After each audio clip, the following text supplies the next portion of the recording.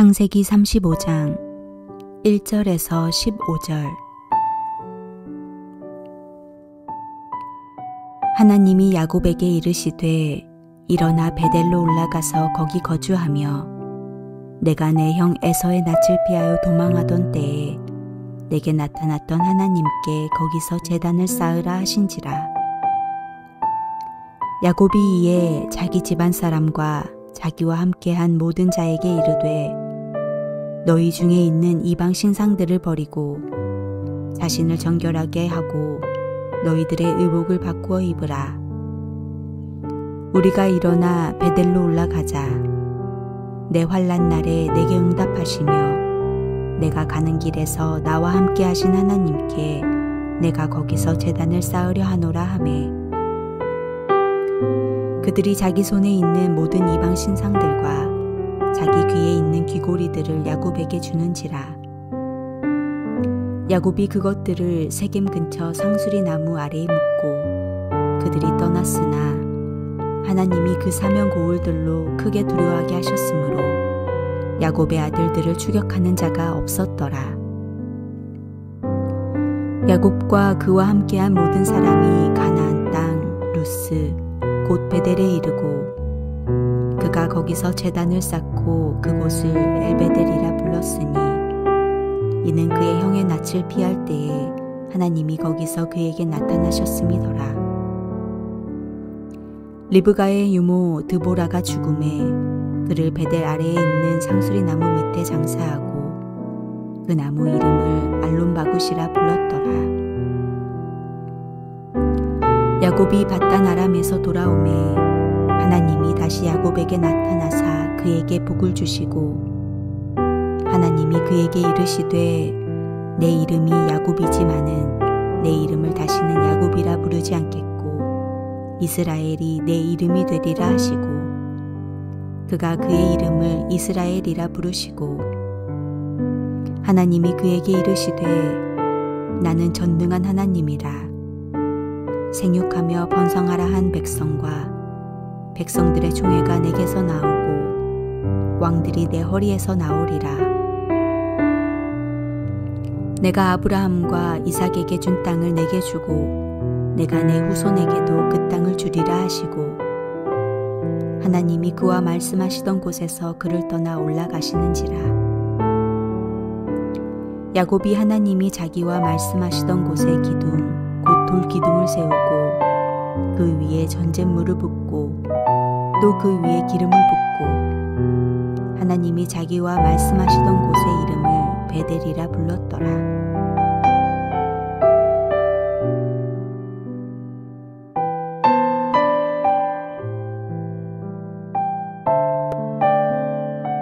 야곱의 가정은 나름대로 가정은 이루었지만 하나님이 기대하시는 가정의 모습과는 거리가 있었습니다.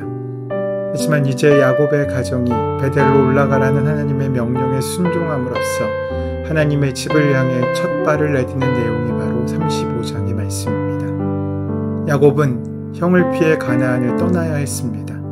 장인과의 갈등에서 밧단 아람에서 더 이상 살 수 없게 되었을 때 야곱은 가족들을 이끌고 20년 전 고향을 떠나면서 하나님께 서원하였던 하나님의 집인 베델을 향해 출발을 합니다. 그렇게 하란으로부터 20년 만에 돌아와 세겜에 도착했습니다. 이제 도망치고 방랑하는 삶이 지긋지긋해진 그는 평안히 살고 싶은 마음에 단을 쌓고 정착하게 됩니다. 라반으로부터 벗어나서 에서와 화해하면서 이제 평안한 나날을 기대했지만 자식들이 빚어낸 위기로 말미암아 그 땅에서 사는 것이 두렵게 되었습니다. 야곱의 인생은 참으로 험악합니다. 야곱은 그동안 하나님을 믿었고 하나님의 은혜를 받았고 도움을 많이 받았습니다. 그러나 야곱을 가만히 보면 변한 것 같은데 변하지 않았다는 것을 알 수 있습니다. 야곱은 분명히 하나님을 만났습니다. 하나님의 음성을 듣고 보호도 받았습니다. 그럼에도 불구하고 여전히 불안해합니다. 여전히 세속적입니다.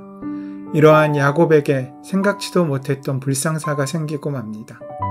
아버지로서 하나뿐인 딸인 디나가 큰 상처를 입은 모습을 바라보는 것은 무척이나 고통스러운 일이었습니다. 행복이 산산조각나 버렸습니다.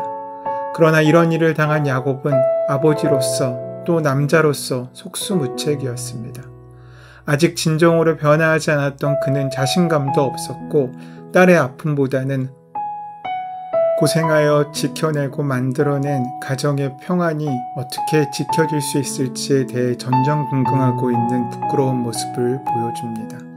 그 모든 문제 가운데 속수무책일 수밖에 없었습니다. 야곱처럼 아직 진정으로 거듭나지 못했던 야곱의 아들들은 분노를 이기지 못하고 복수를 합니다. 그런데 복수를 하는 방법이 비겁했습니다. 그들은 할례를 이용해서 종교적인 이유를 들먹이며 하나님의 이름을 빙자하여 사람들을 살해한 것입니다. 디나를 강간했던 사건도 옳지 못한 일이었지만 그로 인한 복수극은 더욱 잔인했습니다. 세겜과 하몰만 죽였던 것이 아니라 그 모든 가족을 죽이고 약탈하고 불을 질러버립니다. 일이 굉장히 큰 국면으로 치닫게 된 것입니다. 이것은 야곱이 오랜만에 얻었던 행복이 산산조각나는 순간이었습니다. 야곱은 자기 딸이 어려움을 당한 일에 관심을 기울이기보다는 자신이 어렵게 찾은 행복이 망가질 것 같은 두려움에 사로잡힙니다. 아들들의 잔혹한 학살로 보복을 당하면 또 사방에 그 복수에 불타고 있는 적들을 어떻게 이겨낼 수 있을지, 어디로 가야 할지, 정착할 곳이 어디일지를 먼저 생각했던 것입니다. 그때 하나님께서 야곱을 찾아오십니다. 두려움과 절망에 빠져있는 야곱에게 하나님이 개입하십니다. 하나님께서는 언제나 야곱이 위기에 빠질 때마다 개입하셨습니다. 야곱은 문제를 일으키고 하나님께서 문제를 해결하십니다. 그때 하나님께서 말씀하십니다. 일어나 베델로 올라가서 거기 거하며 내가 내 형 에서의 낯을 피하여 도망하던 때에 내게 나타났던 하나님께 거기서 단을 쌓으라. 야곱에게 나타나서 이렇게 말씀하신 것입니다.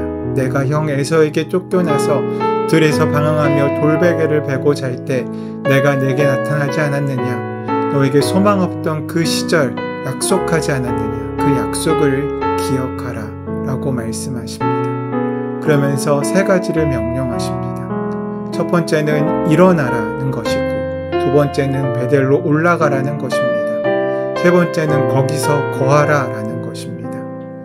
창세기 28장을 보면 야곱은 형을 피해 들에서 방황할 때 인생의 가장 어두운 순간을 맛보았습니다. 절망 그 자체의 상황이었습니다. 그런 상황에서 그는 꿈에서 사닥다리를 보고 천사를 보고 하나님을 만납니다. 야곱은 그곳에서 처음으로 하나님을 직접 만났습니다. 우리 모두에게는 내가 믿는 하나님이 있고 내가 만난 하나님이 있습니다.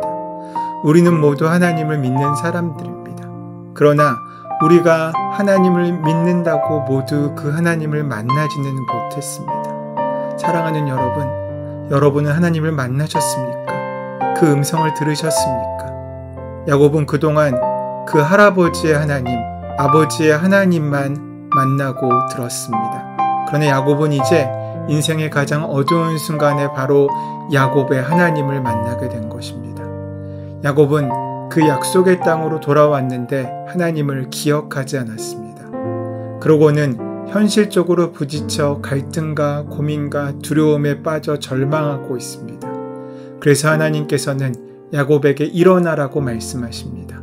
일어나라는 뜻은 지금 겪고 있는 어려움 속에 빠져 있지 말고 벗어나라는 것입니다.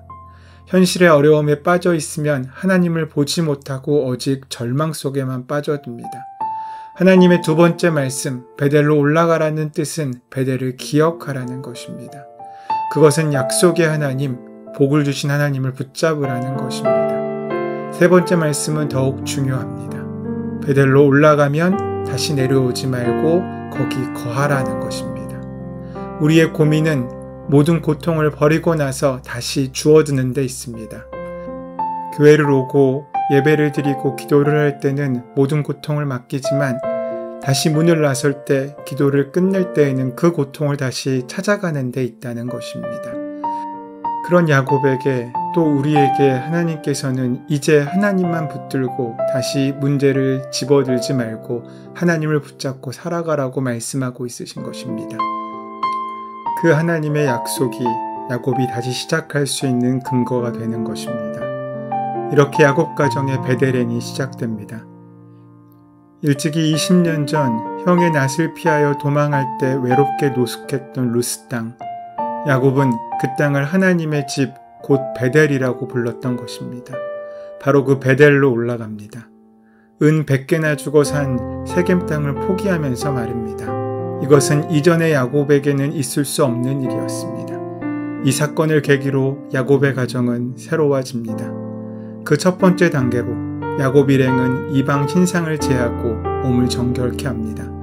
전에는 부인들이 하나님만 섬기지 않고 여러 신을 한꺼번에 섬기고 있었습니다. 하란에서 라헬이 아버지의 한 상징물이었던 드라빔을 훔쳐나왔던 것을 보아 알 수 있습니다. 그만큼 그들은 하란 땅에서 하나님 말고도 여러 가지 다양한 삶의 방식을 가지고 다른 것들을 의지하며 살아왔습니다. 그랬던 야곱의 가정의 우상이 제거된 것입니다. 이제 하나님 한 분만을 믿고 의지하겠다는 다짐입니다. 하나님께서는 야곱이 베델로 올라갈 때 주변의 부족들이 야곱의 일가를 해치지 못하게 지키십니다. 야곱이 믿음을 가지고 선포하자 가족들이 그들을 따릅니다. 이것이 리더십입니다. 그리고 그가 두려워했던 원수들은 그를 공격할 수 없게 됩니다. 하나님께서 다 막아주셨기 때문입니다. 그렇게 베델로 올라와 단을 쌓고 돌아온 야곱에게 하나님께서는 다시 말씀하십니다. 내 이름이 지금은 야곱이지만 이제 야곱으로 부르지 않고 이스라엘이 내 이름이 될 것이다. 야곱의 이야기를 통해서 우리가 결심하게 되기를 소원합니다. 일어나서 베델로 올라가십시오. 그리고 선포하십시오. 나와 내 집은 여호와 하나님만 섬기겠다. 나는 하나님께 예배를 드리겠다. 그때 모든 원수들은 떠나가게 될 것이며 우리를 괴롭히던 장애물은 제거될 줄로 믿습니다. 야곱이 변했습니다. 그렇게 우리도 변하게 될 것입니다. 자비로우신 구원자인 하나님 아버지, 하나님의 부르심에 진실하게 응답하는 우리가 되게 하여 주시옵소서. 절망 가운데 일어나 베델로 향해 나아가 주님을 선포한 우리가 될 수 있도록 역사하여 주시옵소서. 우리 주 예수 그리스도의 이름으로 기도드립니다. 아멘. 이 주신 말씀을 기억하며 가슴에 심고 오늘 하루 이 말씀을 현실로 만나는 복된 하루로 삼기 위하여 함께 기도하시는 시간 갖도록 하겠습니다. 함께